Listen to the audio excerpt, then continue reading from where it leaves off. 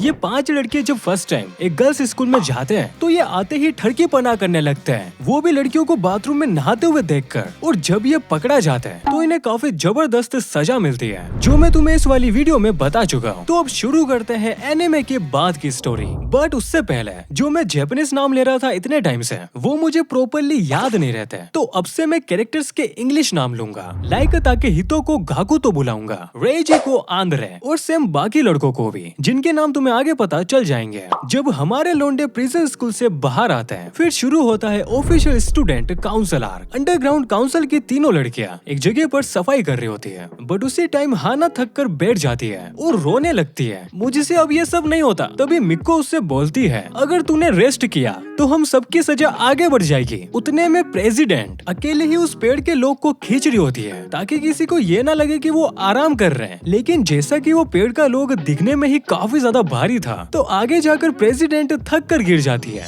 And हम देखते हैं उसके सामने खड़ी है ऑफिशियल स्टूडेंट काउंसिल की वाइस प्रेसिडेंट रिसा, वो भी डंडा लेकर। और जैसे ही वो उसे मारने वाली होती है, मिको बीच में आकर उस हमले को अपने ऊपर ले लेती है, ताकि उसकी प्रेसिडेंट मारी को चोट ना लगे। और इसी के बाद मिको और रिसा के बीच में पहला पेली होती है और रिसा मिको के फाड़ देती है पैंट्स। तुम्हें क्या लगा था मैं कुछ और कहूंगा? फिर भी यहाँ रिसा अभी भी रुकती नहीं है, वो जमीन पर गिरी हुई मिको को और मारने ही वाली होती है। मारी आकर रिसा और ऑफिशियल स्टूडेंट काउंसिल की प्रेसिडेंट केत से माफी मांगती है, छोड़ दो बेचारी को। एनीवे केत यहाँ उन्हें माफ तो कर देती है, पर इसकी स्माइल देखकर साफ पता लग रहा है अभी भी इसके अंदर गुस्सा भरा पड़ा है। इसके बाद अगले दिन ऑफिशियल स्टूडेंट काउंसिल की तीनों मेंबर्स गाकुतो और आंद्रे को बुलाकर बर्डर लगाती है। यहाँ तक केत उनसे बोलती है क्या वो इन दोनों से कुछ मांग सकती है, और ये दोनों लोंडे शर्मा जाते हैं। हाँ जरूर। केत इन दोनों को गार्ड बना देती है, जो उन तीनों लड़कियों का ध्यान रखेंगे। वेल केत यहाँ kind of Stanford prison experiment को रिक्रिएट कर रही होती है, जो कि एक रियल एक्सपेरिमेंट था, जहाँ कुछ कॉलेज स्टूडेंट्स को ऐसे ही प्रिजनर्स और गार्ड बनाया। जो एक्सपेरिमेंट कुछ दिनों तक चला, और पता है उसका रिजल्ट क्या था?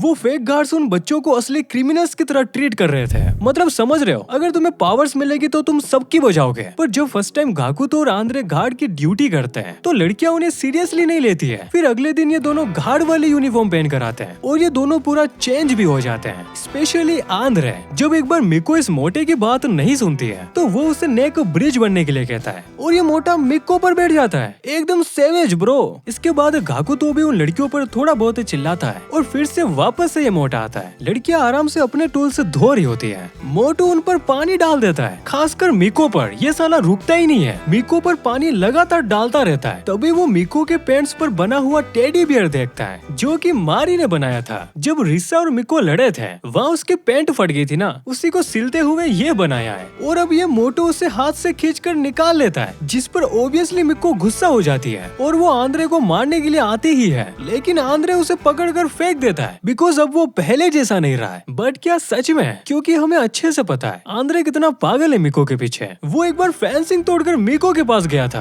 तो अब वो कैसे मिको के साथ ऐसा कुछ कर सकता है? वेल आंद्रे अभी कुछ ऐसा सोच रहा है, मतलब कि अभी वो जितना भी मिको के साथ हार्श होगा, नेक्स्ट टाइम जब मिको इसका रिवेंज लेगी तो वो इसे डबल पनिश करेगी, जिससे आंद्रे खुश हो जाएगा। मतलब समझ रहे हो, मोटा एकदम बिजनेस माइंडेड है। इसके बाद हम रिसा पर आते हैं, जो अब धीरे धीरे आंद्रे को लाइक करने लगी है। और फिर हम इन लड़कियों का पास्ट देखते हैं, कैसे बचपन में केत मिको को उसकी बॉडी की वजह से बुली करती थी, मेनली उसके बलून्स जो कुछ ज्यादा ही बड़े थे। और मिको भी एक शाई लड़की की तरह, जो हो रहा है उसे होने दो, इसमें उसकी ही गलती है। लेकिन बाद में स्कूल में एक नई लड़की ट्रांसफर होती है, जो कि थी मारी। एंड मारी आते ही स्कूल में काफी ज्यादा फेमस हो जाती है। वो पढ़ने में टॉप तो थी ही, स्पोर्ट्स में भी नंबर 1 थी, और बाकी की चीजें भी जैसे पियानो वगैरह भी अच्छे से बजा लेती थी। और एक लोती मिको की फ्रेंड थी, जिसकी वजह से केत अब मिको के साथ मारी को भी परेशान करने लगती है। लेकिन आगे चलकर मिको का अवेकन होता है, जब उसे पता चलता है कि वो कितनी ज्यादा ताकतवर है। वो अकेले ही 2 लोंडो को पटक देती है, जिन्हें केत उन दोनों को परेशान करने के लिए लाई थी। मतलब कि मुझे लगा ही था ऑफिशियल स्टूडेंट काउंसिल का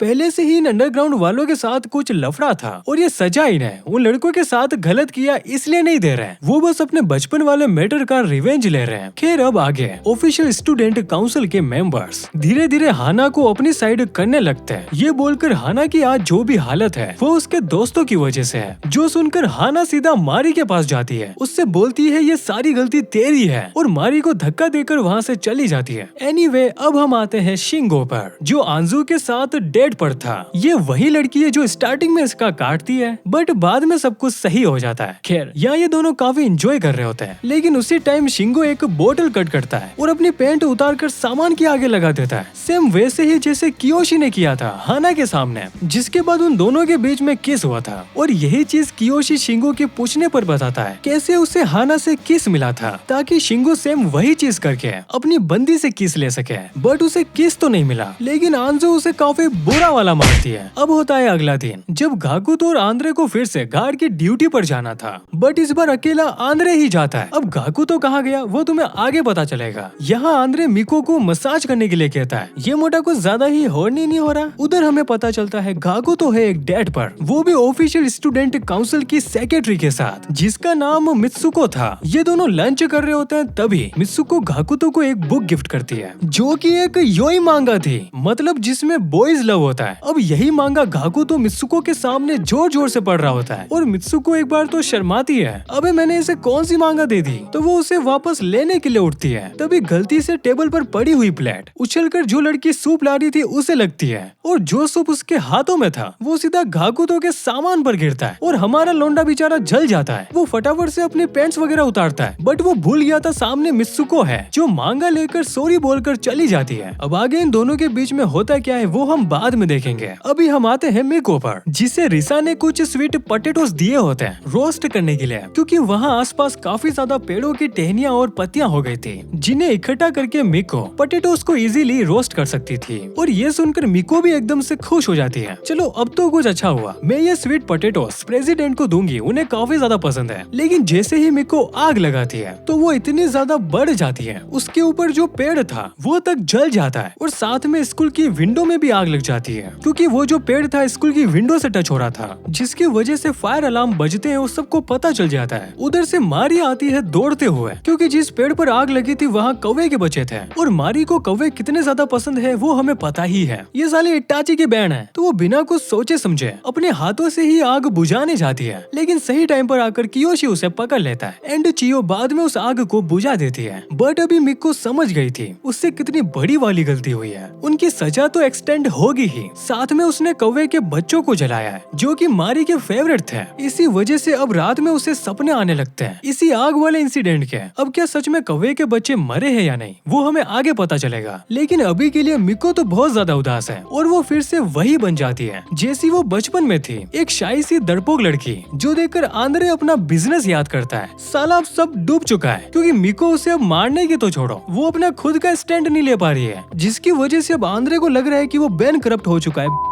खैर अब आंद्रे की तो कोई हेल्प नहीं कर सकता है। तो अब हम आते हैं वापस से गाकुतो पर, जिस ढक्कन का इंटरेस्ट लड़कियों से शिफ्ट होकर लोंडो पर आ गया है बस उस मांगा की वजह से जो उसने कुछ टाइम पहले पढ़ी थी, और अब वो जोई के साथ ये सब कर रहा है। अबे साले जोई तुझे क्यों मचा आ रहा है, ऐसा कुछ प्रीजन स्कूल में होगा मैंने तो इमेजिन नहीं किया था। खैर अब हम चियो को देखते हैं जो काफी ज्यादा दुखी है उन कौवे के बच्चों को लेकर जो पेड़ पर जल गए थे, लेकिन उसे पता है ये सब एक प्लान था। वो इतनी बड़ी आग गलती से नहीं लगी थी, इसमें ऑफिशियल काउंसिल के मेंबर्स थे ताकि वो मारी और मिको को और ज्यादा सजा दे पाए, और ये चीज होती भी है, उनकी पनिशमेंट एक्सटेंड हो जाती है। अब चियो यही चीज कियोशी को समझा रही होती है, उससे कुछ करना होगा अंडरग्राउंड काउंसिल के लोगों को बचाने के लिए, और कियोशी मान भी जाता है, देख अगर ऐसा कोई प्लान सच में है तो मैं उसे जरूर एक्सपोज करूंगा। लेकिन वेट, ये पीछे रिसा है जो कियोशी और चियो की बातें सुन रही है। इसके बाद हम देखते हैं शिंगो को, जिसके पास कियोशी कियोशी आया होता है ऑफिशियल काउंसिल के प्लान को लेकर, कैसे वो अंडरग्राउंड काउंसिल की लड़कियों को फंसा रहे हैं। बट यहाँ कियोशी कुछ कहता उससे पहले शिंगो उससे बोलता है, चला जा BSDK,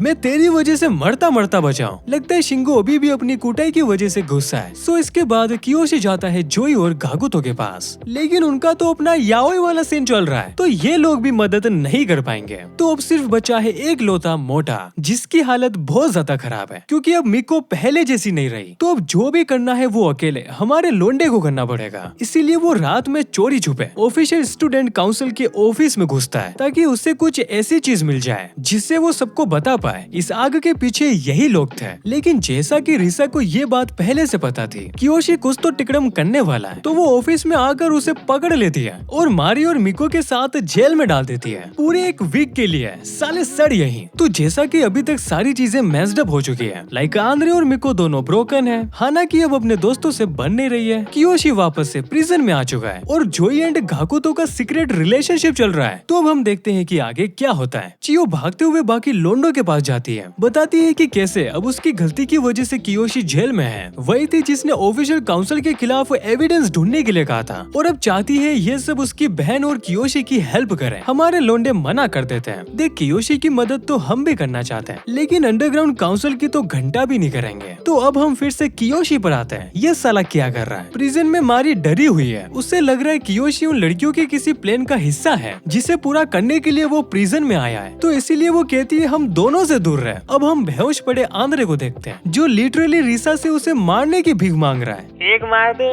दो चार तो मार दे।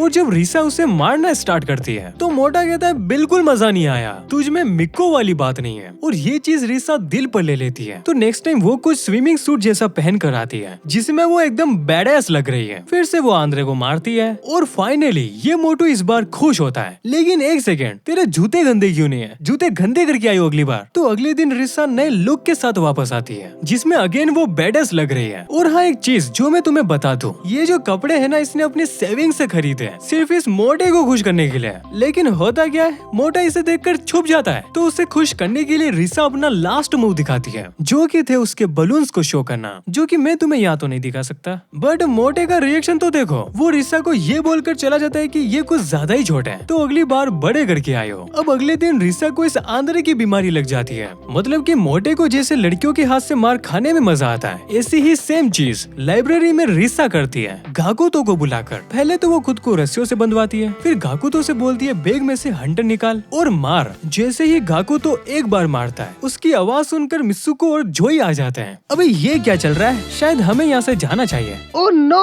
अब हाना पर आते हैं, वो कियोशी और उसकी किस वाली पिक्चर जो उसने फर्स्ट वाले पार्ट में ली थी, अब वो ये स्कूल में वायरल कर देगी अगर कियोशी ने उसकी बात नहीं मानी तो। और कियोशी मान भी जाता है। अब तुम ही बताओ उसके पास दूसरा क्या रास्ता था। तो हाना एक बार फिर से कियोशी और उसके साथ वाली पिक्चर्स लेती है क्योंकि जो पहले वाली थी वो कुछ ज्यादा ही वाइल्ड थी। हाना को भी एक बार शर्म आ जाएगी किसी को दिखाने में। तो अब हम फिर से मारी, मिक्को और कियोशी को देखते हैं। तभी वहाँ रिसा आ जाती है जो अकेली मिक्को को ले जाती है ताकि वो आंद्रे के सामने उससे सड्यूस कर सके। इधर अब ये दोनों अकेले हैं जो मिलकर बाथरूम साफ करते हैं। और हाँ, एक चीज, लगातार इन दोनों को केत सीक्रेट कैमरे से देख रही है। इधर मारी बार बार कियोशी से कहती है अबे साले दूर रही हो। इतने में मारी के पीछे से एक सांप निकलता है और फिर कई सारे और सांप आते हैं। इधर कियोशी के हाथ में डंडा होता है, अगर कोई भी रेंगता हुआ पास आए तो इससे ही मारूंगा। एंड फिर बचते बचाते हुए ये दोनों बार टप में आते हैं जहाँ हमें पता चलता है मारी को किसी सांप ने काट लिया है। तो उसे बचाने के लिए कियोशी वही करता है जो हमने पुरानी फिल्मों में देखा है, जहर को चूस कर निकालना। बट जैसा कि वो स्नेक बाइट मारी के मेडुसा के पास हुई है तो वो पहले कियोशी को जहर नहीं निकालने देती है, लेकिन बाद में मान जाती है। और हाँ, ये जो कियोशी कर रहा है उसे रियल लाइफ में मत करना, नहीं तो तुम भी मर जाओगे। फटाफट से स्नेक बाइट वाले को हॉस्पिटल ले जाना। अब वापस से आते हैं कियोशी पर जिसकी आंखों पर पट्टी बंधी हुई है और वो जहर चूस रहा है और इसमें मारी को मजा आ रहा है। वो चलो फाइनली काम पूरा हुआ। कियोशी और मारी एक दूसरे की तरफ पीट करके बैठे हुए हैं और इस बार सांप काटता है कियोशी के पिछवाड़े पर। अब पता है ना मारी तुझे क्या करना है, तो वो कर। और अब जैसे ही मारी जहर तो निकाल लेती है, लेकिन पता नहीं इन दोनों को क्या होता है, ये वापस एक दूसरे का चूसने लग जाते हैं वो वाली जगह जहाँ पर सांप ने काटा था। कुछ और मत समझ लेना। देन फिर पता चलता है ये जहरीले सांप नहीं थे, अगर होते तो मारी और कियोशी के यही लग जाते। ये बस केत का एक प्लान था ताकि वो मारी की एक ऐसी वीडियो रिकॉर्ड कर पाए जिससे वो मारी को कंट्रोल कंट्रोल कर सके और अब ऐसी वीडियो उससे मिल चुकी है थैंक्स टू कियोशी। तो मारी बोलती है चल अब बता तुझे क्या चाहिए। केत उसके सामने डील रखती है, अगर स्पोर्ट फेस्टिवल के टाइम जो कुछ दिनों के बाद है उसमें अगर अंडरग्राउंड काउंसिल और ऑफिशियल काउंसिल के बीच जो जीतेगा वो इस स्कूल की एक लौती काउंसिल होगी, हारने वाली काउंसिल को बंद करना पड़ेगा। पहले तो मारी एक बार मना करती है लेकिन उसके पास कोई दूसरा ऑप्शन नहीं था तो उसे हाँ करना पड़ता है। और यही चीज जब वो कियोशी को बताती है केत के पास हमारा एक वीडियो है, हमें वो वापस लाना पड़ेगा। तो कियोशी बोलता है वो ये सब अकेला नहीं कर पाएगा, उसे बाकी लोंडो की जरूरत पड़ेगी। तो सबसे पहले वो पहुंचता है गाकुतो के पास और गाकुतो मान जाता है, लेकिन यही चीज गाकुतो जब बाकियों को बताता है वो मना कर देते हैं क्योंकि अंडरग्राउंड काउंसिल ने उनके साथ किया ही इतना बुरा था। बट जब बाद में गाकुतो ये बताता है कि स्पोर्ट फेस्टिवल में वेट टी शर्ट वाला गेम नहीं खेला जाएगा जहाँ सारी लड़कियां मिलकर पानी में शेलफिश ढूंढती है और उसी टाइम उनके कपड़े गीले हो जाते हैं और हमारे लोंडो को दिखते हैं कुदरती नजारे। और यही गेम ऑफिशियल स्टूडेंट काउंसिल इस वाले स्पोर्ट फेस्टिवल से हटाने वाली है, तो हमें उन्हें रोकना ही पड़ेगा। और ऐसे ये दोनों भी मान जाते हैं। लेकिन अगले दिन पता नहीं किसी ने इस मोटे को भी प्लान बता दिया होता है जो खुश होकर इधर उधर भाग रहा होता है ये चिल्लाते हुए कि प्रिजन ब्रेक प्रिजन ब्रेक। और तभी ये दोनों भी सुन लेती है। क्या बोला? Prison break? अच्छा बेटा जरा मिक्को को साइड में लाइयो। जिसे बाद में केत और रिसा बहुत गंदा वाला टॉर्चर करती है। चलो बता मारी क्या छुपा रहे हो? मारी बोलती है कुछ नहीं, मुझे कुछ समझ नहीं आ रहा है, तू किस चीज की बात कर रही है। फिर केत एक स्वीट पोटैटो लेती है, ये इससे क्या करने वाली है? ओए रुक जा, ये क्या कर रही है? अबे ये दूध किस लिए है? इन्होंने यहाँ पर पूरा सीन क्रिएट कर दिया है, तुम समझ गए हो कौन सा वाला सीन। एंड अब ये दोनों मिको को और ज्यादा तंग करते हैं। मारी सामने आकर कहती है हम प्रिजन ब्रेक करने वाले हैं, जो उखाड़ना है उखाड़ ले। और इसी के साथ वॉल्यूम 13 यहाँ पर खत्म हो जाता है। इसके बाद वॉल्यूम 14 है जिसमें यही वाला इम्प्रूवमेंट आर्क कंटिन्यू रहेगा। बट इसके बाद जो आर्क्स आने वाले हैं जैसा कि ब्रेकआउट आर्क जहाँ अंडरग्राउंड काउंसिल की लड़कियां बाहर आएगी, और फिर हम देखेंगे स्पोर्ट फेस्टिवल आर्क जिसमें हमारे लोंडो का favourite game wet T shirt भी होगा जो कि बहुत बढ़िया है। लेकिन एक चीज सुनो, प्रिजन स्कूल के टोटल चैप्टर्स 300 के आसपास हैं और अभी तक हमने 150 चैप्टर्स भी नहीं पढ़े, तो इस पर लगातार वीडियोस आती रहेंगी अगर तुम अच्छा रिस्पॉन्स दिखाते हो तो। बाकी तब तक तुम देख सकते हो ये दोनों वीडियोस। मैं तुमसे वही मिलूंगा।